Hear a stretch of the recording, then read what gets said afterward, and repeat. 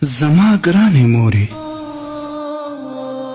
یوې ښځې به خپل زوی هره ورځ د خلکو په مخ کې ډېر واهه، خو دغه هلک به نه ژړل، نه به یې چاته د وهلو شکایت کاوه، نه به یې څه ویل، نه به ځینې تښتېده. هلک ځوان شو، د واده او اولادونو خاوند شو، خو بیا یې هم مور هره ورځ د پخوا په شان واهه. یوه ورځ چې کله یې مور ووهه، ځوان وژړل، دومره ډېر یې وژړل چې مخ او ږیره یې په اوښکو ټوله لانده شوه. چې مور یې لاړه، نو خلکو پوښتنه ترې وکړه چې دا دومره تیر شوي کلونه ستا دغه حال دی، خو تر اوسه دې نه دی ژړلې، نن دې ولې دومره زیات وژړل؟